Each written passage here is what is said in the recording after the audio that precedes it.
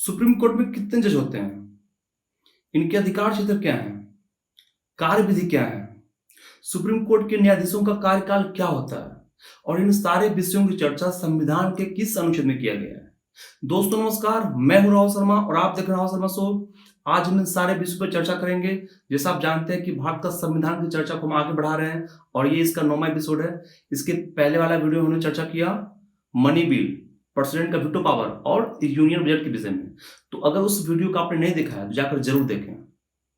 तो चलिए शुरू करते हैं। भारतीय संविधान के अनुच्छेद 124 में यह प्रावधान है एक मुख्य न्यायाधीश और 7 न्यायाधीश होंगे। किंतु यह भी कहा गया है कि संसद जो है इसकी संख्या को घटा बढ़ा सकता है और 1956 में इसकी संख्या बढ़ाकर कर दी गई 10 और 1960 में कर दी गई 13, 1970 में कर दी गई 17 और 1985 में 25 कर दी गई। और अभी वर्तमान में कुल न्यायाधीश की संख्या 31 है, जिसमें से एक मुख्य न्यायाधीश और 30 अन्य न्यायाधीश हैं। भारतीय न्यायपालिका के अंतर्गत सुप्रीम कोर्ट सबसे ऊपर है। इसे संविधान का संरक्षक भी कहा जाता है। यदि संघ या राज्य के विधानमंडल संविधान के विरुद्ध कोई नियम लाते हैं तो ये उसको अवैध घोषित कर सकता है।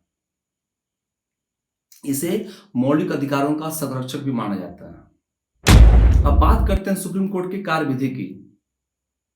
पहला है, जिन मामलों में संविधान की व्याख्या आवश्यक हो या कानून का स्पष्टीकरण करना हो या जिन विषयों पर विचार करने का कार्य राष्ट्रपति द्वारा सौंपा गया हो, ऐसे मामलों में इसकी सुनवाई सुप्रीम कोर्ट में 5 न्यायाधीशों के द्वारा की जाती है।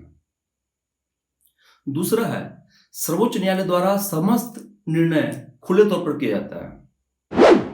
तीसरा है, सर्वोच्च न्यायालय के न्यायाधीशों का जो निर्णय है वो न्यायाधीशों के बहुमत पर निर्भर करता है।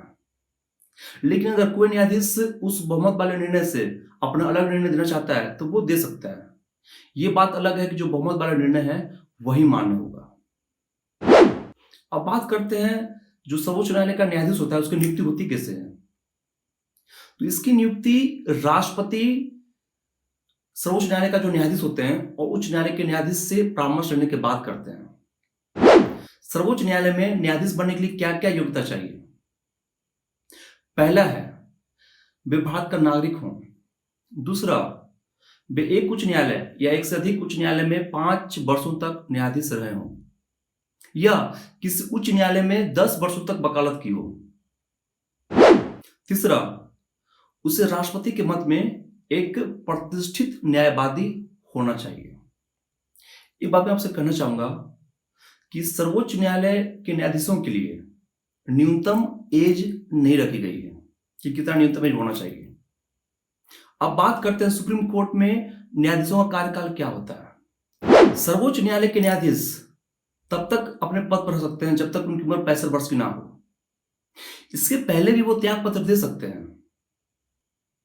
किसी न्यायाधीश के विरुद्ध कोई आरोप लगा हो तो सदन उसे विशेष बहुमत के तहत राष्ट्रपति से हटवा सकता है।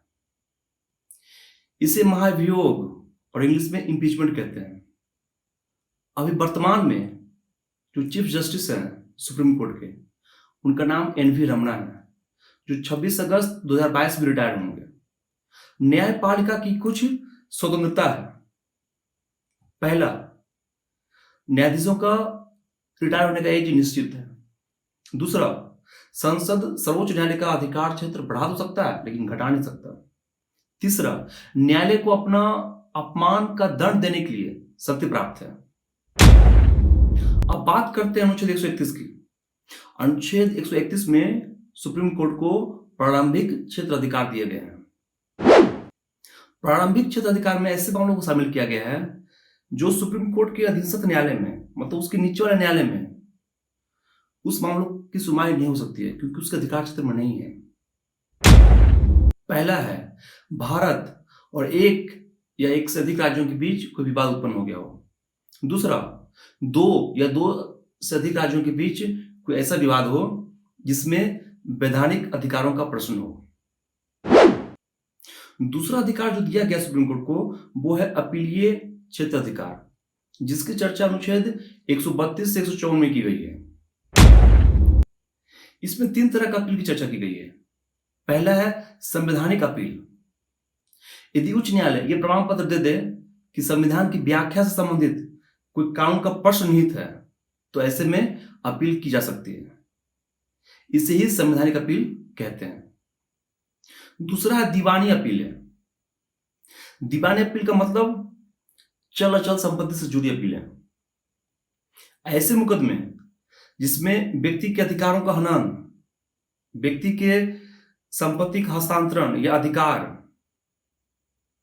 कोई कॉन्ट्रैक्ट या पारिवारिक विवाद से जुड़ा हो, तो इन मामलों में अपील की जा सकती है। इसे ही दीवानी अपील कहते हैं। तीसरा और आखिरी है फौजदारी अपील है। हत्या, मारपीट, डकैती, बलात्कार, ये सभी मामले फौजदारी मामले में आते हैं। यदि उच्च न्यायालय ने लोअर कोर्ट से कोई केस ले लिया हो और अपनी मर्जी से मृत्युदंड का सजा दे दिया हो, और यदि उच्च न्यायालय ये प्रमाण पत्र दे दे कि जो अमुक मामला है वो अपील करने योग्य है सुप्रीम कोर्ट में, तो ऐसे मामलों में अपील की जा सकती है, और इसे ही हम लोग फौजदारी अपीलें कहते हैं। आज के लिए इतना ही। इसकी आगे की चर्चा बढ़ाएंगे हम लोग अगले वीडियो में। तब तक के लिए धन्यवाद।